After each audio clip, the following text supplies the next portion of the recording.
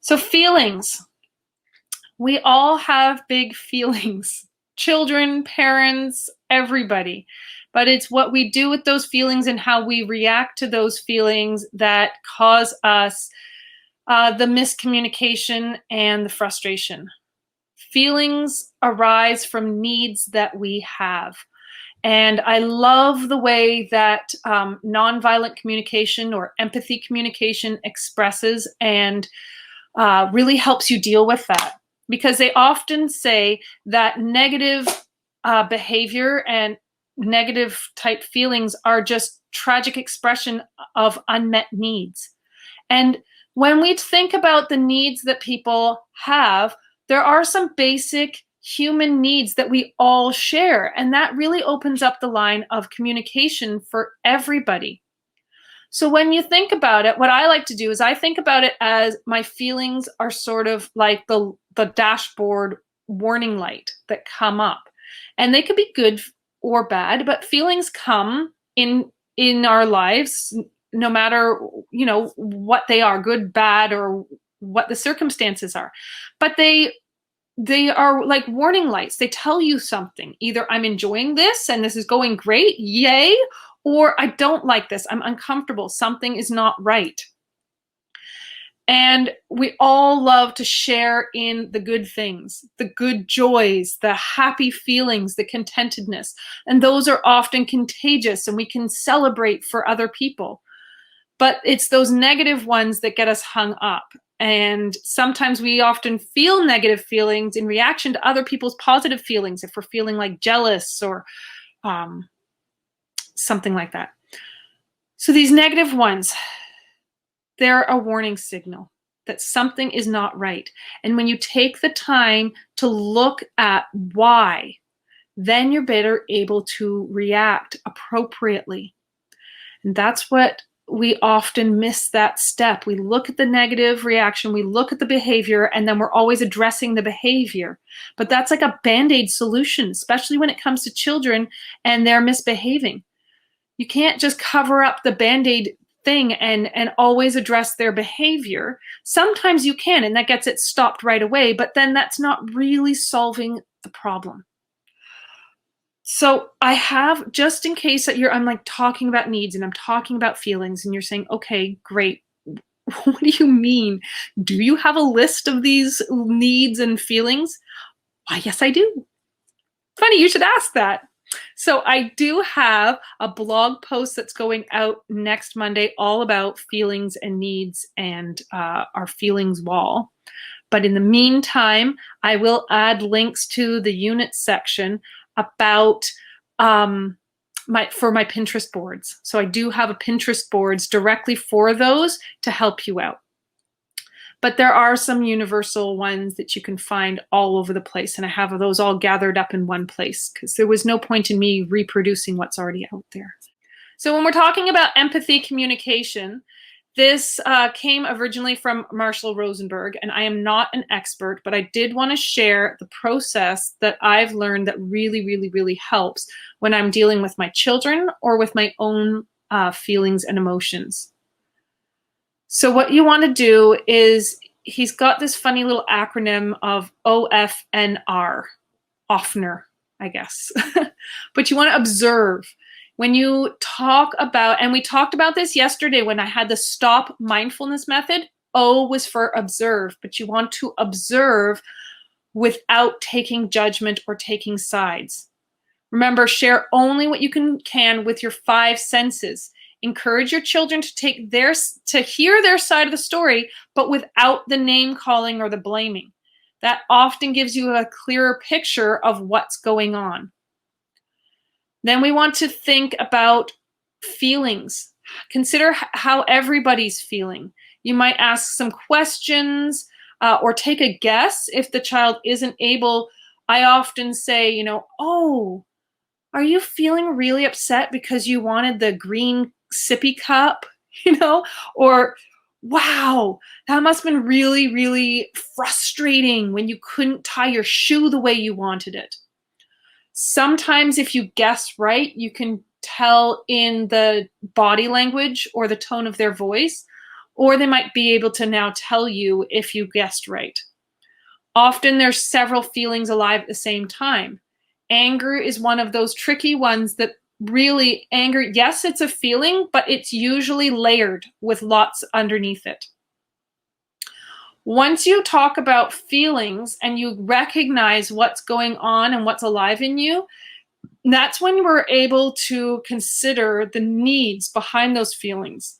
So if someone's feeling really, really tired, the need would be sleep. If my children are feeling wired and bubbly, maybe they have a need for movement.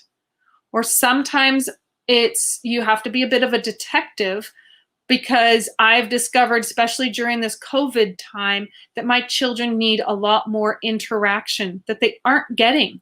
They aren't getting the rough housing that their friends used to provide for them, or they're running around because the playgrounds and everything's closed. So those are often some of those ones that we forget about. And also our children right now are going through the same stresses that we are, but because they're kids and we think, oh, they just have this free time to play at home, we forget that they also need reassurance and safety and security with everything that's been going on. So the biggest thing to help with feelings is empathy.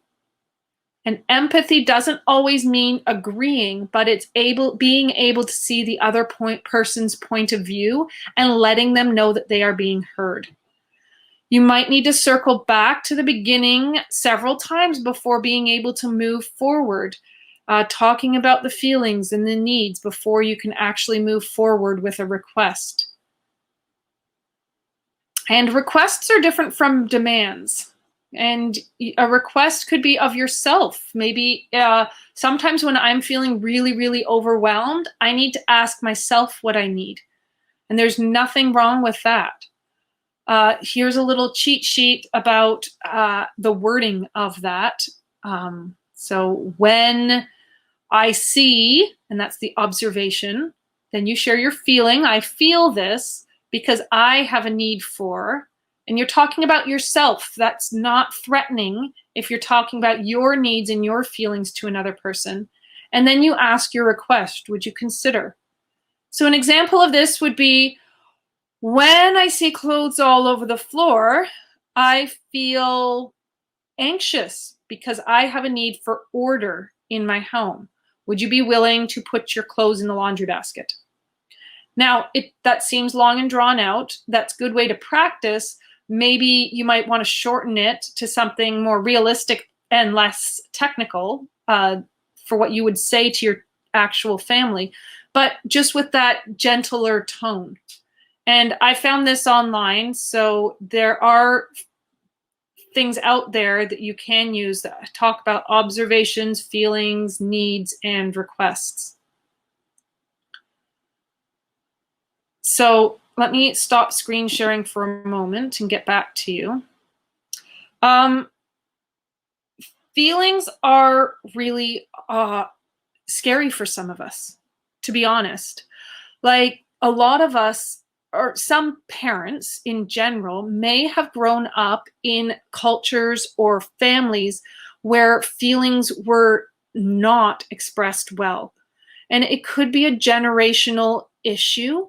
Some of parents and grandparents either came out of World War II and were born into the 50s or the 60s. And like, if you were raised by parents that did not express their feelings or shut down feelings, then you yourself have to reparent yourself as well as parenting your child. And that can be big and scary. I have found that journaling about it or providing some time to give myself empathy really works amazingly well. When I feel overwhelmed or by these big feelings that are coming up in me and they're scary and I don't know how to handle them, I can talk to my inner child, talking to yourself and saying to yourself, I know this is scary, or I believe in you. You can do this. It's okay. try to talk to yourself the way you wish you had been as a child, or that what you need right now in the moment.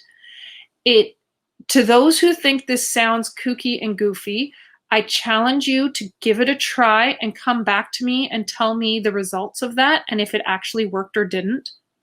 But you can't parent your child a different way than if you don't know how to experience that, or if you don't know what that feels like. It feels very mechanical and very textbook if you don't understand how it feels to have someone parent you the way you really needed it. So I take the time to reparent yourself if you need to. It is messy and it is hard. And that's why it's really helpful to have a community or support system, which is the main part of the services that I offer. I do not offer just pre-recorded things, because it's that sense of belonging, that sense of community, and knowing that you are not alone and having that immediate help is what is the key to Joyful Mud Puddles, is that building of support and community. So reach out to me anytime, reach out to this group or your bestie and talk about your feelings. And I really wanted to make sure that my boys were ones that could learn to express their feelings a lot more than you see a lot of the time in mainstream, life. I wanted them to be able to express themselves clearly. And of course, they're children and they don't always get it right. But when we go back and we correct it, then it's often miscommunication. It's like, I was feeling this and they totally misunderstood me. And then we go back and we work through it again. A lot of life is just miscommunications. Let me share my screen again and show you something else that I wanted to go over with you. Let me find it, sorry. A really helpful thing I have found for my family is a feelings wall or a calm down space. And I wonder if I can. There, go full screen for you there. Woo! Look at all that. There's a lot on this screen. I just wanted to let you know a feelings wall. I've got a video. It's a sneak peek. So if you click on the links in the description, it might not work till next week. The feelings wall is just to visually show you what we have in the middle of our family room.